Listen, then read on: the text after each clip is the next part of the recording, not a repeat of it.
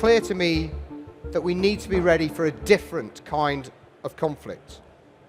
We're now confronted by a resurgent, aggressive Russia, probing our defences, backed by an economy on full war footing, seeking to extend its borders westwards. And we've seen the character of conflict changed irrevocably, I think, expanding into new domains and increasingly embracing new digital technologies, robotics, and artificial intelligence. There's an incredibly wide-ranging manifesto to deliver, from designing and building an integrated force to leading the newly formed MSHQ, delivering SDR, and implementing defence reform. But all of that is in service of our first duty in defence, which is to be ready to deter, fight, and win. That's why as CDS, I'll focus on our readiness, our people, and our modernisation. That way, we will be ready to deter, fight, and win today and tomorrow. Now, throughout history, warfare has been a catalyst for transformation. Today, Ukraine is providing that crucible of change, a tragic and terrible testbed for a new era of military confrontation.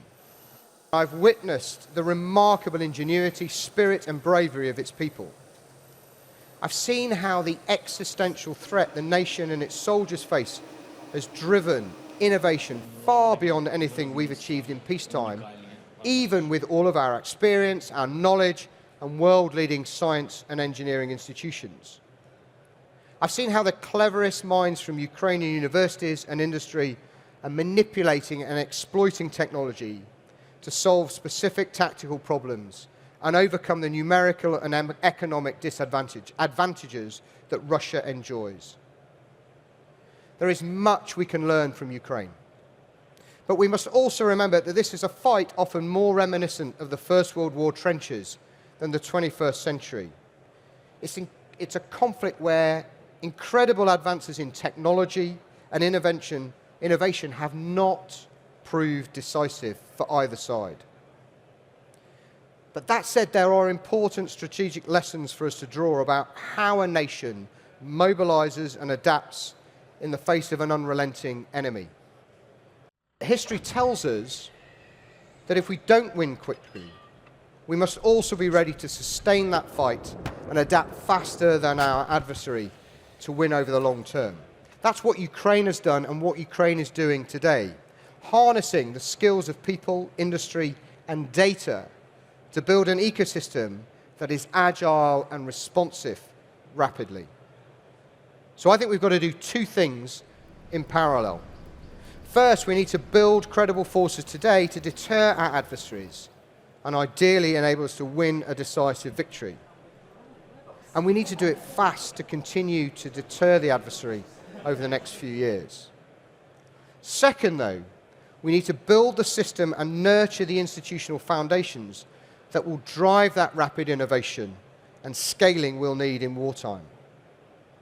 So as I consider the design of the integrated force, another of my jobs, I'm thinking about a force that can conduct integrated action across cyber, space, land, sea, and air, which alongside our allies can win quickly and decisively.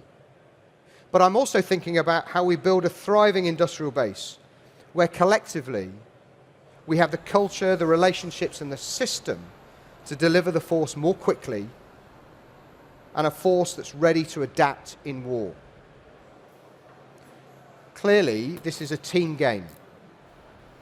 Those of us in uniform know that we can't do this alone, and we cannot do it without the support of industry. The capacity, capability, creativity, and resilience of industry is an important component of our national strength. As we build a force ready to deter, fight, and win, we will have developed a system that applies the skills and capabilities of this remarkable nation to adapt faster and prevail against any adversary. The Strategic Defence Review charts the course. Defence reform and the dense industrial strategy tells us how to progress. And the rising budget gives us the means. So our task is clear. We have to get on with it so that we are ready to deter, fight, and win today, tomorrow, and together.